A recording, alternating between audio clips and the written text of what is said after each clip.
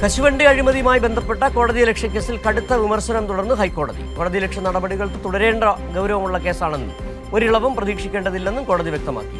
K Biju IAS വാർത്താസമ്മേളനം നടത്തി മാപ്പ് പറയണമെന്നും കോടതി നിർദ്ദേശിച്ചു. കെ ബിജു IAS സമർപ്പിച്ച പുതുക്കിയ മാപ്പപേക്ഷ പരിഗണിച്ചപ്പോഴും കടുത്ത വിമർശനമാണ് കോടതി ഉന്നയിച്ചത്. മാപ്പപേക്ഷ നൽകിയതിനാൽ കോടതിയലക്ഷ്യ നടപടികൾ അവസാനിപ്പിക്കാനാവുമോ എന്ന് കോടതി ചോദിച്ചു.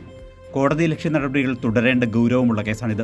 ഒരിളവും പ്രതീക്ഷിക്കേണ്ടതില്ലെന്നും ജസ്റ്റിസ് A. ബദറുദ്ദീൻ അധ്യക്ഷനായ സിംഗിൾ ബെഞ്ച് വ്യക്തമാക്കി.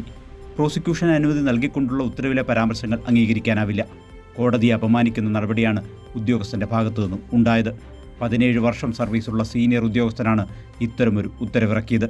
അഡ്വക്കേറ്റ് ജനറൽ ഉപദേശിച്ചതുകൊണ്ട് മാത്രമാണ് ഉത്തരവ് തിരുത്താൻ തയ്യാറായത്.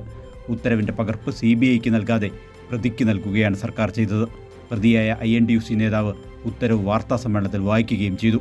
പ്രോസിക്യൂഷന് അനുമതി ഉത്തരവ് CBIക്ക് ഉടൻ നൽകാനും കോടതി നിർദ്ദേശിച്ചു. കെ ബിജു IAS മാപ്പപേക്ഷ വാർത്താസമ്മേളനത്തിൽ പറയണമെന്നും ഹൈക്കോടതി വാക്കാൽ നിർദ്ദേശിച്ചു. കോടതിയലക്ഷ്യ നടപടി തുടരണോ എന്നതിൽ പിന്നീട് ഉത്തരവിറക്കും. മാപ്പപേക്ഷ അംഗീകരിക്കണോ തള്ളണോ എന്നതിൽ തീരുമാനവും പിന്നീട്. കേസ് വെള്ളിയാഴ്ച വീണ്ടും പരിഗണിക്കും. കൈരളി ന്യൂസ്, കൊച്ചി.